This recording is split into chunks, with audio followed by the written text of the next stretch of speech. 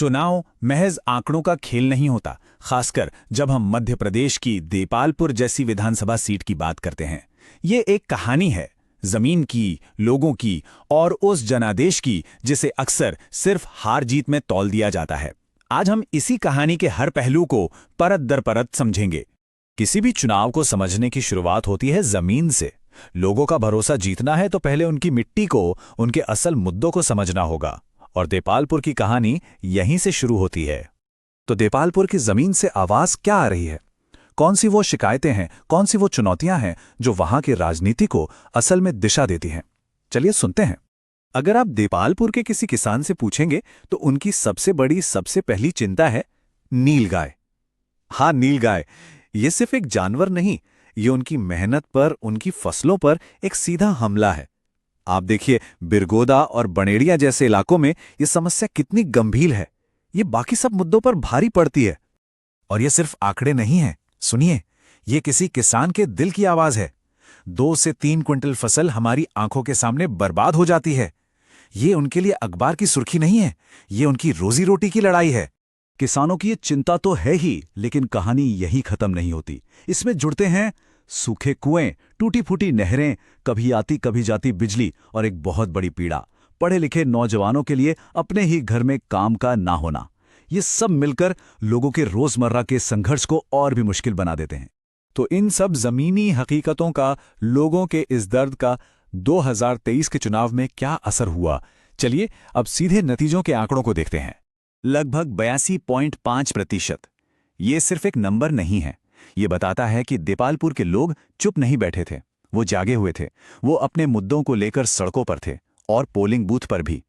ये एक बहुत ही सक्रिय, एक बहुत ही जागरूक मतदाता की निशानी है। नतीजे आए तो पहली नजर में सब साफ लगा। बीजेपी के मनोज पटेल 95,577 वोट लेकर जीत गए। कांग्रेस के विशाल पटेल दूसरे नंबर पर रहे। लेकिन जैसा मैंने कहा, असली कहानी जीत के अंतर में नहीं छिपी है। यहां देखिए, बीजेपी का वोट शेयर 43%, कांग्रेस का 37%, लेकिन असली कहानी का हीरो या विलन ये 17% है। ये वोट एक निर्दलीय उम्मीदवार को मिले। राजनीति में 17% एक मामूली आंकड़ा नहीं होता, ये एक भूकंप की तरह है। अब गणित समझिए, जीत का अंतर था करीब 13,500 वोटों का, और निर्दलीय उम्मीदवार को वोट कितने मिले? 37,920, यानी जीत के अंतर से दुगने से भी ज्यादा। इसका मतलब साफ है, जो वोट सरकार के खिलाफ थे वो बट गए, और इसी बिखराव ने बीजेपी की जीत को आसान बना दिया। इसे ही हम स्पॉइलर इफेक्ट कहते हैं। और जब वोट इस तरह बंटते हैं तो ये अक्सर भरोसे की कमी की तरफ इशारा करता है। देखिए, लोकतंत्र में सार्वजनिक बहस का आधार हमेशा तथ्य होने चाहिए, तभी हर व्यक्ति की गरिमा बनी रहती है। जब कोई मतदाता अपनी जानकारी अपनी सहमति से देता है तो उसका इस्तेमाल पूरी जिम्मेदारी और एक नेक उद्देश्य के साथ होना चाहिए। लेकिन क्या 2023 का ये नतीजा अचानक हुआ? बिल्कुल नहीं।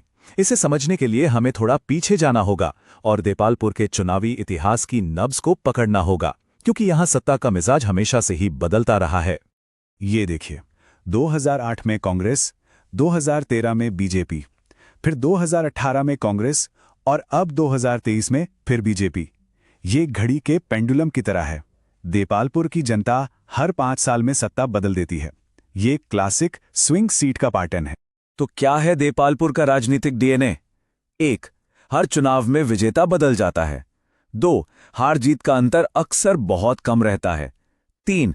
लोग वोट डालने जरूर निकलते हैं, टर्नआउट हमेशा हाई रहता है। और 4. यहां निर्दलीय उम्मीदवार हमेशा से ही खेल बिगाड़ने या बनाने की ताकत रखते हैं। और इस राजनीतिक डीएनए के पीछे है यहां का जटिल सामाजिक ताना बाना। पटेल और पाटीदार जैसे ओबीसी समुदाय, सोलंकी और परमार जैसे राजपूत, और एक बड़ी संख्या में एससी समाज, ये सभी मिलकर यहां का चुनावी फैसला करते हैं। इन समीकरणों को साधे बिना देपालपुर में जीतना नामुमकिन है। तो सवाल उठता है कि कांग्रेस क्यों हारी? उनकी ताकत थी पार्टी की पुरानी पहचान, स्थानीय पटेल उम्मीदवार और किसानों की नाराजगी। लेकिन कमजोरियां ज्यादा भारी पड़ीं। बूथ पर उनका संगठन कमजोर था और वो सरकार के खिलाफ गुस्से को अपने पक्ष में पूरी तरह से मोड़ नहीं पाए। नतीजा, हार। तो हमने समस्या समझी, इतिहास समझा, आंकड़े देखे। अब सवाल है, आगे का रास्ता क्या है? एक ऐसी रणनीति कैसे बने जो सिर्फ चुनाव जिताने के लिए ना हो, बल्कि लोगों की सेवा का एक ठोस ब्लूप्रिंट हो?